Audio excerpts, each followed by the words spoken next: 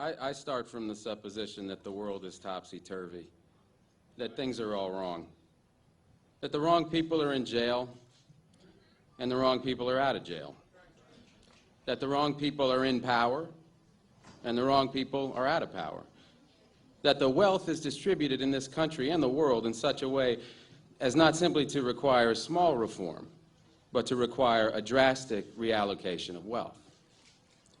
I start from the supposition that we don't have to say too much about this because all we have to do is think about the state of the world today and realize that things are all upside down.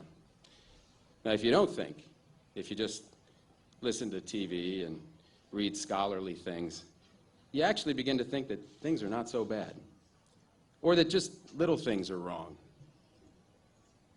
But you have to get a little detached and then come back and look at the world, and you are horrified. So we have to start from that supposition that things are really topsy-turvy.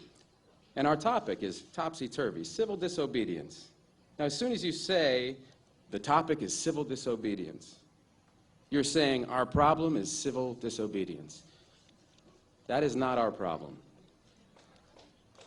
Our problem is civil obedience.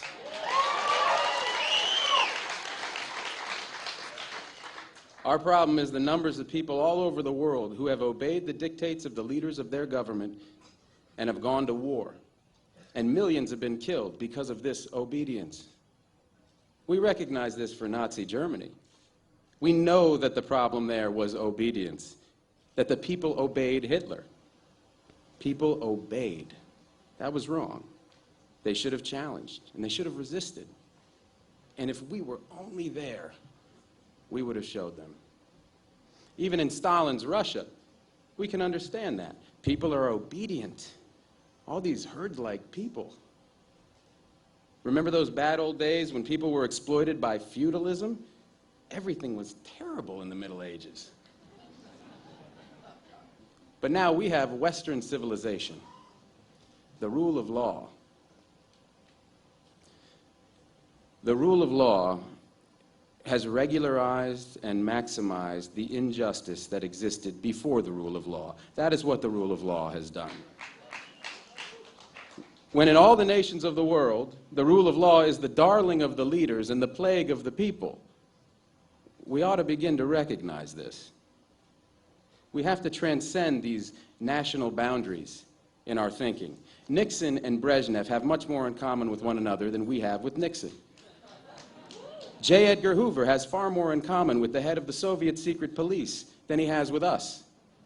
It's the international dedication to law and order that binds the leaders of all countries in a comradely bond. That's why we're always so surprised when they get together. They smile, they shake hands, they smoke cigars. They really like one another, no matter what they say. What we are trying to do, I assume, is really to get back to the principles and aims and spirit of the Declaration of Independence. This spirit is resistance to illegitimate authority and to forces that deprive people of their life and liberty and right to pursue happiness. And therefore, under these conditions, it urges the right to alter or abolish their current form of government, and the stress had been on abolish.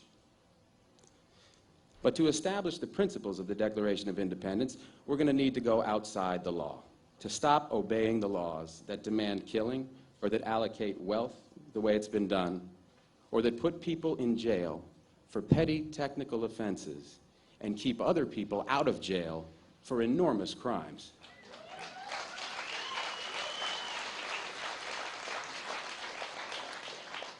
My hope is that this kind of spirit will take place not just in this country, but in other countries, because they all need it. People in all countries need the spirit of disobedience to the state, which is not a metaphysical thing, but a thing of force and wealth. And we need a kind of declaration of interdependence among people in all countries of the world who are striving for the same thing.